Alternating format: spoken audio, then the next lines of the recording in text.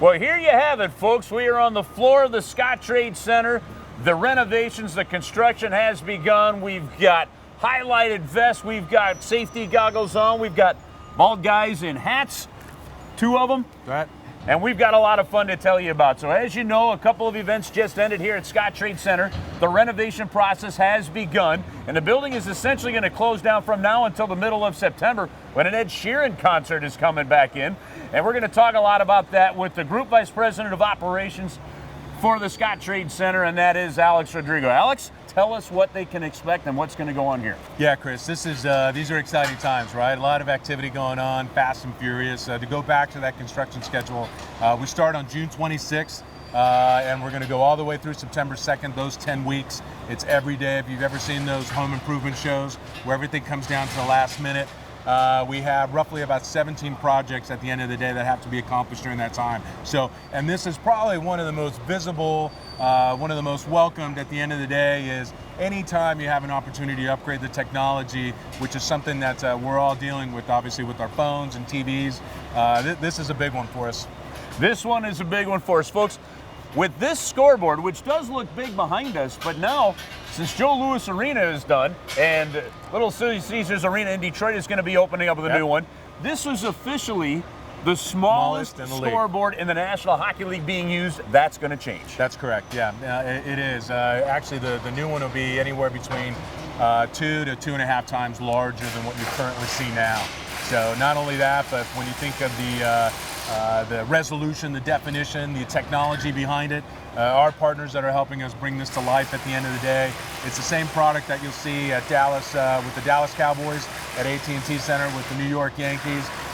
This is we're buying things off the top of the shelf, not the bottom of the shelf. So, and to give the fans an idea of just how big that new scoreboard is going to be, essentially it is going to go from just inside one blue line to just inside the other blue line. That'll give you some rough dimensions of what's going to go. Yeah, and one of the key elements that we took into consideration during the design was size, having 4 equal sides, so we'll have a true 40-foot cube at the end of the day that sits.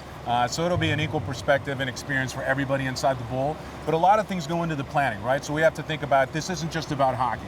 We have to go back out to our partners, whether it be the NCAA, the SEC. We have the SEC Men's Basketball Championship Tournament next year. Talk about what digital elements, what are the needs that they have now for basketball, wrestling, our concert, things of that nature. Our community partners when we do the walk for Alzheimer's or any other Blues for Kids initiative in this building. There's a lot that happens that goes into the planning. So size is one thing, but all the needs that extend well beyond the hockey platform at the end of the day, that's where we go out, have those conversations, and then design something that's going to be pretty amazing.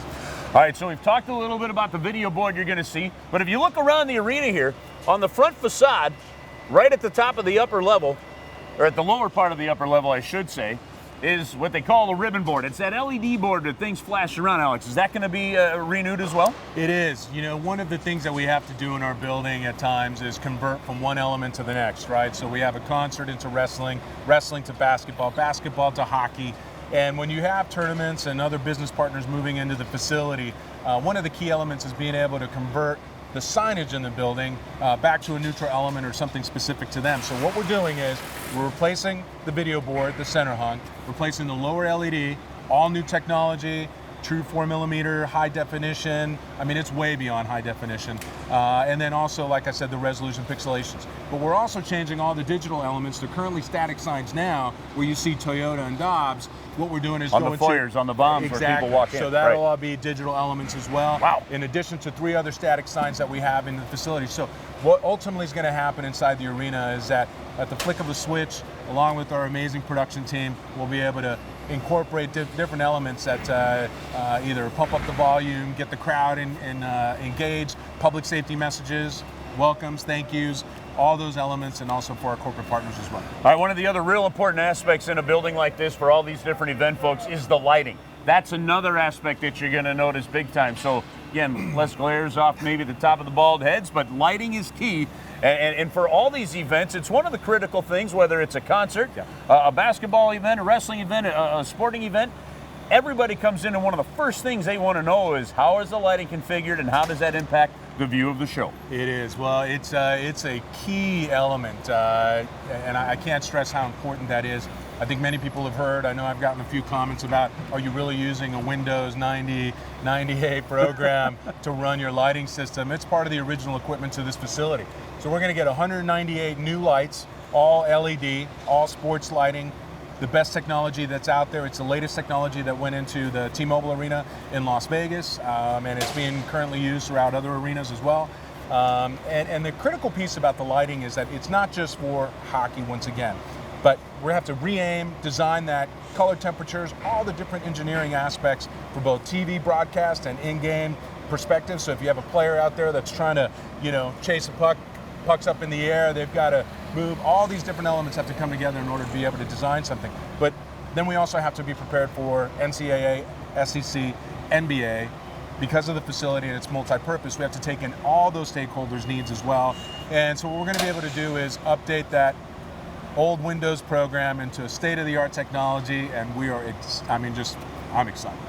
We'll get back to you with more construction, more updates as it goes along, but get excited, folks. The renovations have started, and it's going to mean a lot of new things for people coming into Scottrade Center.